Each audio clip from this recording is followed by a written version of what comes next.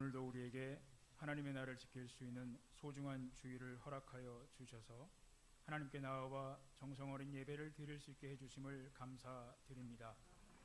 지난 한 주간도 하나님의 날개 아래 살아왔음을 고백합니다. 실상 우리가 살아온 것 같아 보이지만 하나님은 우리에게 한 번도 눈을 떼지 아니하셨음을 믿습니다. 불꽃 같은 눈동자로 지켜주셨고 사망의 음침한 골짜기로 가지 않도록 보호하셨고 세상이 아닌 생명의 젖줄을 붙잡도록 인도하여 주셨음을 감사드립니다. 그러나 우리는 실로 양과 같아서 주님의 길이 아닌 다른 길로 접어들지는 아니했습니까? 이 길이 생명의 길임을 알고도 진리의 길임을 알고도 하나님이 원하시는 길임을 알고도 우리는 우리의 길을 걸어가려 하지는 아니했습니까? 하나님 앞에 머리 숙이오니 우리의 교만과 잘못됨을 용서하여 주옵소서. 하나님께서 세우신 샘터 교회 지금까지 붙들어 주셔서 감사드립니다. 지난 25년 동안 하나님은 샘터 교회와 함께하여 주신 줄로 믿습니다. 거룩하신 하나님이 이곳에 임재하여 주셨고 생명을 살려주셨고 믿음의 사람들을 세워주셨습니다. 샘터 교회가 앞으로 나아가야 할 방향을 성령 하나님께서 가르쳐 주옵소서. 예배가 충만하며 복음의 능력이 나타나며 기도가 메마르지 않는 교회로 세워주시옵소서. 그러므로 복음의 증인과 복음이 이 지역과 우리가 선교하고 있는 곳에 고스란히 스며들게 하셔서 샘터 교회를 통하여 하나님의 영광이 드높아지기를 원합니다. 오늘도 하나님께서 사랑하시는 샘터 가족들 한 주간의 수고한 삶을 살아왔습니다. 우리 하나님께서 말씀으로 은혜로 위로하여 주시고 하나님의 넓으신 품으로 혹 힘겨워하는 영혼들이 있다면 따뜻하게 품어주시기를 원합니다. 여기에서 회복하게 하시고 새 힘을 얻을 수 있도록 하시고 믿음으로 살아갈 수 있도록 다시 한번 붙들어 주옵소서. 오늘도 생명의 말씀을 가지고 강단에서 선포할 담임 목사님, 하나님의 능력의 손으로 붙들어 주시사 꼴을 기다리는 양들에게 생명의 말씀이 선포되게 하시고 말씀을 전하는 그 순간 성령 하나님께서 목사님과 함께 하시어서 하나님의 능력이 덧입혀지는 시간 되게 하옵소서. 우리 교회에 속한 청년들 하나님을 붙들 수 있는 믿음을 주시고 한 치 앞도 모를 인생을 하나님께 의탁하는 지혜로운 청년 되게 하셔서 우리 샘터 교회의 소중한 현재와 미래가 되게 하여 주옵소서. 나라의 정치와 경제가 안정되게 하시고 소외되는 이웃 없이 복지 정책도 잘 수행되게 하옵소서. 오늘 우리 예배를 받아주시기를 원하옵고 우리의 소망이신 예수 그리스도의 이름으로 기도하옵나이다.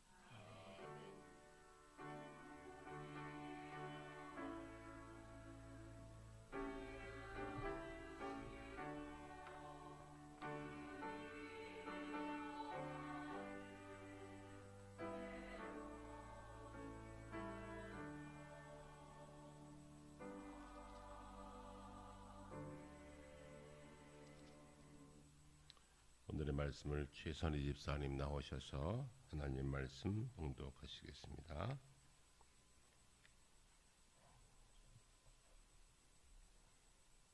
오늘 우리에게 주시는 말씀은 사도행전 22장 1절에서 11절 말씀입니다.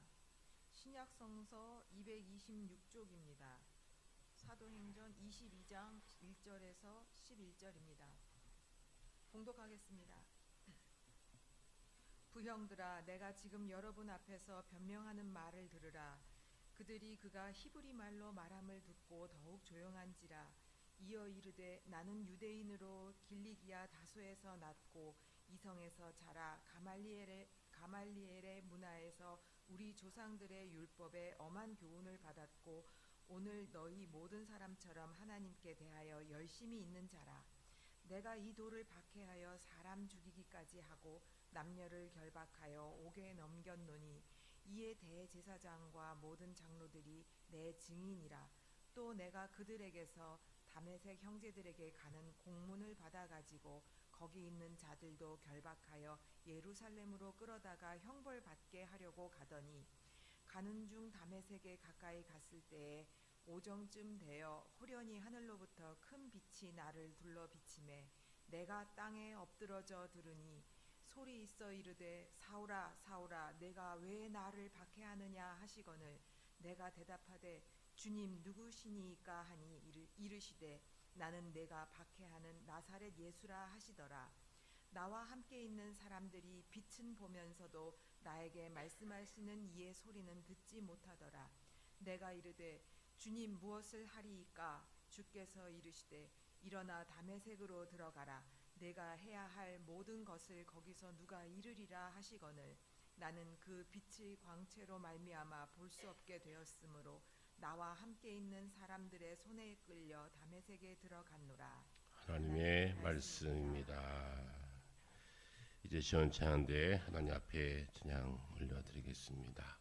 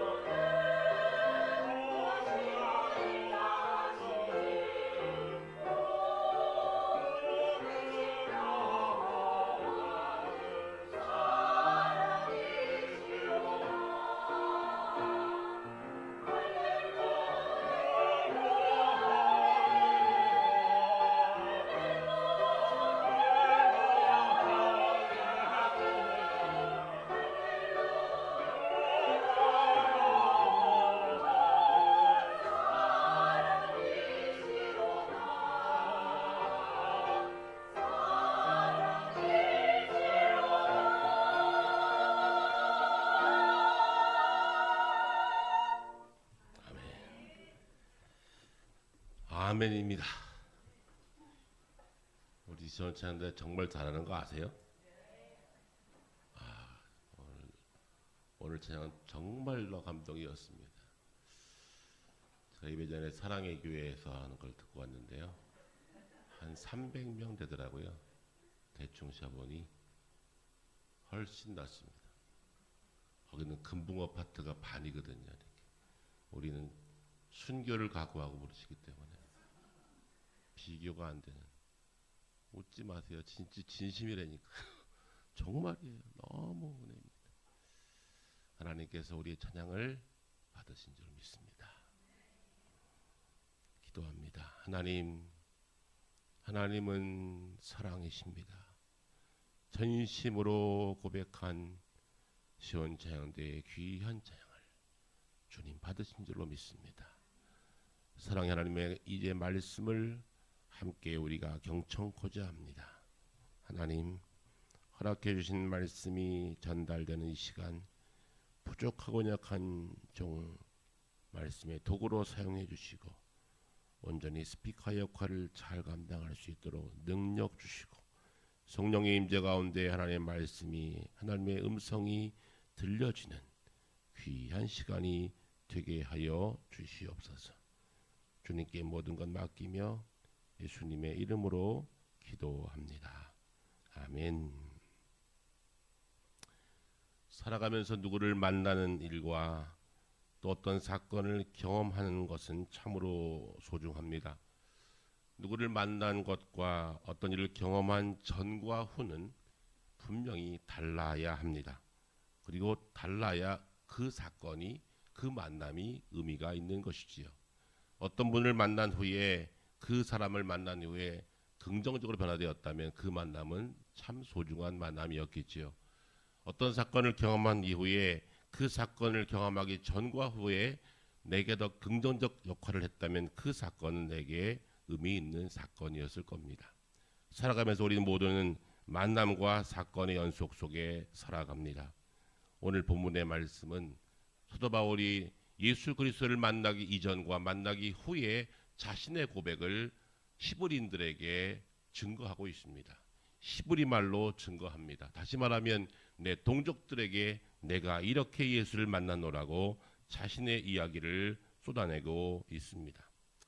바울은 그의 선교 여행 중에 많은 고초를 겪습니다. 바울은 원래 계획했던 지중해를 건너서 예루살렘으로 들어가게 됩니다. 그래서 예루살렘에 들어가서 결국은 그가 구금을 당하게 되고 유대인들의 폭도들에 의해서 죽음의 위협을 겪게 됩니다. 바로 그때 로마 공권력이 그를 방어해서 죽음은 간신히 면했습니다. 왜냐하면 그는 로마 시민권자였기 때문에 로마의 공권력이 그를 방어해 주었던 것이지요. 결국 동족들에 의해서 살해될 뻔했지만 그는 그 죽음을 면하고 이제 동족들 앞에서 자신의 이야기를 쏟아내고 변호하고 있습니다.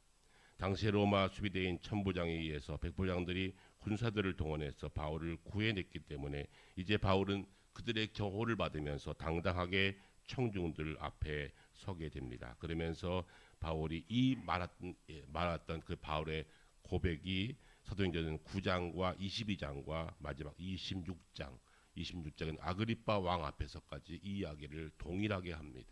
3번의 간증을 하고 있는 것이지요. 자신이 만난 사건이 너무나 귀하고 너무나 위대했기 때문에 그는 이 간증을 3차례나 하게 됩니다. 간증은 자신의 신앙생활 가운데 경험했던 확신의 이야기입니다. 여러분들은 여러분의 삶 가운데 예수를 만난 이후에 간증이 있으십니까? 예수를 만나기 전에 나의 모습과 그리고 어떻게 예수를 만났으며 예수를 만난 이후에 나의 삶에 어떤 변화가 있었습니까? 만일 내 삶 가운데 아직 내가 만나기 전과 만나기 후에 아무런 변화가 없다면 그 만남을 다시 깊이 생각해 봐야 합니다. 내가 과연 만났는가? 내가 과연 예수 그리스도를 경험했는가? 라고 스스로 다시 깊이 돌아보셔야 합니다. 예수 만나기 전과 예수 만나기 이후는 확연히 달라야 합니다. 오늘 사도 바울은 예수를 만나기 전과 후가 확연히 다른 자신의 고백을, 자신의 삶의 이야기를 쏟아내고 있습니다. 바울은 그가 과거를 먼저 소개합니다. 나는 유대인으로 길르기아 다소에서 났으며 가마리엘 문화에서 율법의 엄한 교육을 받았다. 나는 정통 유대인이었으며 나는 예수를 따르는 사람들을 이단자로 확정하고 그들을 박해하며 심지어 죽이기까지 했다. 남들을 끌어다가 옥에 가뒀으며 나는 그들에 대해서 나는 행하는 모든 일들을 정당히 여겼던, 합법적으로 생각했던 유대교의 조직의 핵심이었다라고 자신을 소개합니다. 그는 유대교의 핵심이었으며 바리사파 중에서 행동대장이었습니다.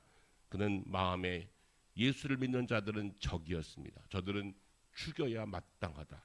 유대법에 따라 저들이 죽이는 것은 당연하다라고 여겼던 사람이었고 유대교의 핵심이었습니다. 그런데 그의 간증의 핵심은 아주 놀랍게 기록되어 있습니다. 예수 만나고 술, 담배 끊는 정도가 아닙니다. 예수 만나고 술, 담배만 끊는 것도 대단하지 않습니까? 예수를 만난 후에 그의 삶의 가치관이 조금만 바뀌어도 사람들은 박수치고 열광합니다. 우리 한때 한국교회도 간증 집회라는 게 많이 있었습니다. 요즘은 간증 집회가 별로 식상해졌지만 70년대 교회마다 집회 때마다 간증 집회가 참 많았어요. 내가 원래 이랬었는데 내가 예수님 이렇게 만났고 예수 만난 후에 이렇게 변화되었습니다 라는 이야기들을 쏟아내어 많은 이야기를 하셨었는데 지금 바울의 이야기는 그 정도가 아닙니다. 삶의 변화 정도가 아니라 그가 예수를 극적으로 만나는데 그가 다마스커스로 담메색으로 예수 믿는 자들의 무리가 있음을 알고 그들을 잡아 죽이려고 정식 공문을 가지고 가는 중에 그가 정오에 큰 빛을 보게 되었다. 그러면서 다른 이들은 듣지 못했는데 내가 들은 음성은 내가 왜 나를 핍박하느냐라는 예수 그리스도의 음성을 들었다 라고 바울은 자신의 고백을 당당하게 동족들 앞에서 고백하고 있습니다. 이것은 하나님께서 신적 개입으로 바울이 불가항력적인 은혜로 받아들일 수밖에 없도록 바울을 붙잡으시기 위하여 바울을 묶기 위하여 하나님이 그에게 찾아온 것입니다. 훗날에 바울은 늘 말합니다. 내가 예수 그리스도께 붙잡힌 바 되었다. 그렇게 말합니다. 어떻게 해요? 예수께 붙잡힌 바 되었다. 어쩌면 바울은 과거의 삶이 화려했었고 과거의 삶이 어쩌면 그에게는 개인적으로 좋았을 거예요. 그런데 그 과거의 삶을 다 떨쳐버리고 내가 예수를 만난 후에 예수께 붙잡힌 바 되어 이제는 예수 그리스도의 생명의 복음을 증거하는 자가 되었다라는 것을 스스로 고백하고 있습니다. 나중에 그리스도를 통해서 하나님을 만난 후에 하나님을 대면할 때마다 하나님의 그 사랑을 경험할 때 그는 그 사랑에 감격하고 날마다 더 선명하게 복음을 증거하는 하나님의 사람이 되었음을 스스로 고백하고 있습니다. 이번 중국에 갔을 때 근처에 있는 우리 명성교회 선교부 임원들과 동행했었는데 장로님 한 분이 계속 그 선교 부하는데 그러는 거예요. 여러분들 이제 중국에 오시니까 어떤 마음이 드세요? 여러분들은 이제 선교에 코 꼈습니다. 그러시더라고요. 그런데 돌아올 때 다들 고백이 그래요. 나는 이제 중국 교회에 코 낀 것 같아요. 그렇게 말씀하시더라고요. 4박 5일 동안 무슨 일이 있었기에 내가 이제 중국 선교에 코 낀 것 같아요. 제가 그때 그 말씀을 받아서 그랬어요. 바울도 코 낀 사람이다. 바울 스스로가 나는 예수께 붙잡힌 바 되었다라고 말한다. 그러니 우리가 함께 선교에 붙잡힌 바 되어 살아봅시다. 그리고 헤어졌습니다. 어떻게 될런지 그 후에는 기대가 됩니다. 여러분 주님께 붙잡힌 바 되면 그의 삶은 분명히 달라지는 것입니다. 내가 왜 예수를 믿는지, 내가 왜 교회를 다니는지, 내가 왜 이 자리에 앉아 하나님께 예배하는지 내가 할 수 있는 분명한 답이 있어야 그 신앙의 고백이 확인되어지고 그 신앙의 고백이 확증되어지는 것입니다. 철학자 버트란드 러셀이라는 사람은 그의 책에서 나는 왜 기독교인이 아닌가라는 근거를 조목조목 대고 있습니다. 자신이 왜 예수를 믿지 않았는가에 대한 근거를 내세우면서 스스로 무신론자임을 자청합니다. 내가 예수를 믿지 않는 이유도 근거가 분명하다면 내가 예수를 믿는 이유도 근거가 분명해야지요. 내가 왜 예수를 믿게 되었는지, 내가 왜 예수를 만났고 이렇게 살아가는지 자신에 대한 근거가 분명해야 할 줄로 믿습니다. 바울은 단순하게 유대교에서 기독교의 교회의 종교의 전환 정도가 아니라 그의 삶 전체가 완전히 송두리째 모든 것이 다 바뀐 것입니다. 종교 바꾼 정도가 아닙니다. 그의 인생이 바뀌었습니다. 그의 가치관이 바뀌었습니다. 그의 삶의 목표가 바뀌었습니다. 모든 것이 다 변화된 것입니다. 이것이 바울의 고백에 나타나 있습니다. 바울은 가문도 좋았습니다. 학벌도 좋았습니다. 유대교에서는 수준급 말하면 지도자급이었습니다. 그대로 살면 그는 유대인으로 당당하게 별 문제 없이 살 수 있었던 자격과 조건을 다 갖춘 사람이었습니다. 그런데 유대교의를 버리고 예수를 만난 후에 그는 인간적으로는 고통과 고초와 지금 말씀 가운데도 동족들의 살해 위협까지 받았던 바울이 왜 이렇게 말했을까요? 나는 참빛을 보았으며 나는 예수의 음성을 들었다. 이 고백입니다. 그리고 그 고백을 다시 묵상하고 그 고백을 자신의 고백으로 받아내기 위해서 3년간 아라비아 광야에 가서 3년을 묵상하며 그는 다시 말씀에 대한 확증을 가지고 복음을 가지고 다시 새롭게 태어납니다. 그리고 나서 신약성경의 3분의 1을 쓰는 만큼 엄청난 복음의 능력자가 되었던 것입니다. 어떻게 되었다고요? 예수를 만난 사건이었다는 겁니다. 빛은 보았지만 빛은 다 봤답니다. 그런데 그 소리는 바울만 들었습니다. 여러분도 그 소리를 들은 적이 있으신지요? 그 음성 들으신 적이 있는지요? 저는 신학대학 2학년까지 예수는 믿었지만 특별히 사명은 없었습니다. 목사 될 마음은 전혀 없었습니다. 신학대학 가서도 없었습니다. 나는 돈 좀 잘 벌어서 교회 헌금도 좀 많이 내고 우리 아버지 우리 할아버지가 못했던 물질 봉사 좀 시커 하고 싶다. 그래서 나는 공대 가고 싶었어요. 그런데 어떻게 밀려서 신학대학 들어와 앉아 있네요. 가보니까 신학대학은 이건 기도원도 아니고 학원도 아니고 이상한 데였어요. 내가 이 자리를 벗어나는 것이 내 사명이다. 1학년 때 열심히 제가 다른 공부했습니다. 수학 공부하고 입시 공부를 1년 내내 했어요. 그러다가 2학년 여름방학 때 주님께 코를 끼웠습니다. 기도탑 7층에서 기도하는 중에 경험하지 못했던 하나님의 성령의 은사를 경험하고 일생 동안 한 번도 듣도 못했던 말이 내 입에서 막 터져나오고 그때 하나님이 나에게 들려주신 음성 하나 있었습니다. 내가 기다렸다 그러시더라고요. 다른 사람 못 들었을 거예요. 같이 한 7명 정도 기도하는 중에 내가 너를 기다렸다 그러시더라고요. 그 후부터 바뀌었습니다. 82년 여름부터 바뀌었습니다. 누가 뭐래도 나는 들었다니까요. 내가 기다렸다 하는 음성이었습니다. 오늘 바울도 이 음성 들었습니다. 나는 내가 박해하는 나사렛 예수라 하시더라. 이 음성을 분명히 들었습니다. 바울은 들었다니까요. 이 음성 때문에 바울은 일생 동안 그 예수께 붙잡힌 바 되어 참비신 예수 그리스도를 증거하기 위해서 그의 일생을 살아가게 됩니다. 바울의 회심은 기독교에서 중요한 전환점이 됩니다. 기독교를 송두리째 바꿔놓았고 예수 그리스도의 하나님 나라의 복음이 구체적으로 문서로 쓰여지는 이 엄청난 사건을 바울의 손을 통해서 그의 문해력과 그의 논리와 그가 배웠던 모든 것들을 다 동원하여서 신약성경 3분의 1을 받아 써내게 합니다. 하나님은 준비시켰던 것이죠. 누구를? 사도 바울을. 여러분도 예외가 아닐 것입니다. 내가 왜 여기 와 앉아 있는지, 내가 왜 예수를 주로 믿고 내가 예수를 그리스도로 고백하기 위해 하나님께 그리스도 예수를 통해서 세례받는 그 순간 내가 무엇 때문에 여기 와 있는지를 분명히 알 때 그의 삶은 끝까지 그리스도인으로 완주할 수 있는 것이죠. 그러기에 베드로 사도는 고난받는 당시의 디아스포라 흩어져 있는 유대 그리스도인들에게 이렇게 말합니다. 베드로전서 3장 15절이지요. 너희 마음에 그리스도를 주로 삼아 거룩하게 하고 너희 속에 소망에 관한 이유를 묻는 자에게 대답할 것을 준비하되 온유와 두려움으로 하라. 베드로의 고백입니다.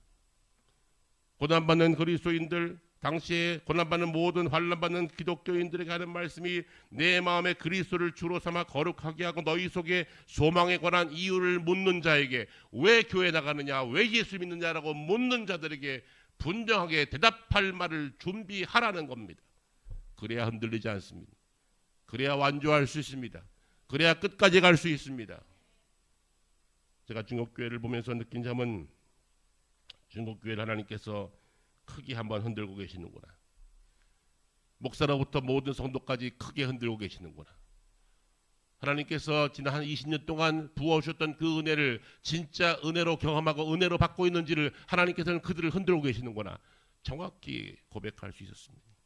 왜냐하면 거기 모든 목사님들, 삼자교회 목사님들은 정부와 친합니다. 친정부 성향이 강한 분들입니다. 가정교회 목사님들은 좀 예외지만 대부분 삼자교회 공인된 목사님들은 거의 전국 정부와 친하고 왕래하면서 서로 좋게 지냈던 분들이세요. 제가 만난 분들이 대부분 그렇습니다. 이번 가서 느낀 점은 그들의 말이 달랐습니다. 정부가 너무하네. 이건 아닌데? 이렇게 하면 안 되는데? 그들의 입에서 그런 말이 툭툭 튀어나오는 거예요. 이건 아니다. 이건 아니다. 진짜 가짜가 구별되는 겁니다. 벌써 많은 분들은 정말로 사명이 없고 정말로 만남 경험이 없는 사람들은 다 돈 벌러 갔습니다. 한국으로 돈 벌러 나왔고 목사님들 다 목사직 그만두고 다 돈 벌러 갔습니다. 그래도 버티는 분들이 있습니다. 이건 아닌데 내가 버텨야지. 우리 교회 질투가 있는 은평자매 아버지는 주일마다 조그마한 시골 교회에서 음성을 설교로 녹음해가지고 한 주에 150교회를 보낸대. 한 번에 보내면 쉬워요. 그런데 법상 단체 메일은 못 보낸답니다. 귀찮게 하는 거예요. 그러면 그러고. 그래서 한 교회 한 사람에게 150교회를 보낸대요. 150명의 성도 있는 거지요? 아니 150명의 처소가 있는 거예요. 150개 가정교회가 있는 거예요. 엄청난 목회를 하고 있더라고요. 하나님은 지금도 일하십니다. 아무리 박해해도 아무리 막아도 사도 바울을 통해서 하나님께서 하신 일은 무엇입니까? 그를 통하여 하나님의 역사를 이루시기 위하여 너가 과연 예수를 진짜 만나는지를 경험하게 하시고 그를 전향케 하셔서 이제는 단순하게 종교를 바꾼 정도가 아니라 기독교의 핵심, 복음의 핵심을 그의 입에 담아준 것입니다. 바울은 훗날에 로마까지 가기를 기도합니다. 하나님 나 로마 시민권 주셨지요? 나 로마 가겠습니다. 그런데 바울은 죄수의 몸으로 로마 갑니다. 가긴 가는데 죄수의 몸으로 로마를 갑니다. 로마에 가서 이 복음 증거합니다. 비록 죄수였지만 신분은 죄수였지만 과거의 유대교주의자 바리새파 바울이 아니라 예수 그리스도의 증인된 사도 바울이 죄수의 몸으로 로마에 끌려가 로마 앞에서 로마인들 앞에서 복음을 증거합니다. 그리고 약 200여 년 후에 그 복음이 그 나라를 바꿔버렸습니다. 그 나라가 그 종교를 기독교의 복음을 국교화했습니다. 바울이 기대했을까요? 아마 바울은 꿈도 못 꿨을 거예요. 설마. 그런데 그 복음이 약 200여 년 후에 로마가 그 복음 앞에 무릎을 꿇고 로마의 전체 모든 사람들에게 이 복음을 믿으라고 국교화하는 엄청난 사건이 벌어졌는데 그 시작이 바로 바울의 전환이었다라는 것을 성경이 말씀을 하고 계십니다. 오늘 이 아침에 다시 한번 우리의 마음을 돌아보십시다. 하늘 문만 닫히지 않으면 어떤 문이 닫혀도 가능합니다. 내가 확실한 응답이 있고 내가 확실한 경험이 있고 내가 확실한 만남에 살아계신 하나님을 경험한 그 경험이 있다면 하늘 문만 막히지 않는다면 뭐든지 가능하다. 이것이 바로 바울을 통해서 들을 수 있는 간증의 핵심입니다. 바울은 다 막혔지요. 학벌도 잘리고 그의 모든 관계 다 잘렸습니다. 다 막혔습니다. 홀로 남았습니다. 그런데 그를 하나님이 들어 세우시니 그를 통해서 로마를 바꾸는 하나님의 사람으로 세웠다는 것입니다. 나를 왜 예수 믿게 했는가? 그저 교회 나온 정도가 아니라니까요. 혹시 불교 믿다 오신 분 계십니까? 종교를 바뀐 정도가 아니라고요. 예수를 믿고 술, 담배 끊는 정도가 아니라고요. 나는 예수를 믿고 사람 자체가 바뀌었다. 나는 하나님의 사람이다라는 확신만 있다면 여러분 통해서 못할 일이 없습니다. 가정을 바꾸십시오. 자녀를 바꾸십시오. 내 주변을 바꾸십시오. 그래서 하나님께서 우리를 불러 여기에 세우신 것입니다. 지금도 살아계시고 멈추지 않고 지금도 일하십니다. 그 하나님이 지금 내가 믿는 하나님이요. 내가 고백할 때 부르는 그 아버지 하나님이십니다. 그분 앞에 어떻게 살아가시겠습니까? 제가 이번에 중국교회를 다녀오면서 처참한 모습을 많이 봤습니다. 20년 전만 해도 교회 가서 설교도 하고 강의도 하고 열심히 정말로 뜨거운 여름을 보냈던 경험이 있는데 이번 어떤 한 교회는 교회 마당에 내리지도 못했습니다. 교회는 갔는데 그것도 저희 할아버지가 세운 교회, 그 교회를 갔는데 마당도 못 밟았어요. 이야기를 듣다 보니 그곳에 노인분들이 아유, 외국인들 왔다가 혹시 경찰이 공안이 알면 우리 교회 문 닫으면 어떻게 해요, 목사님? 안 오시면 안 될까?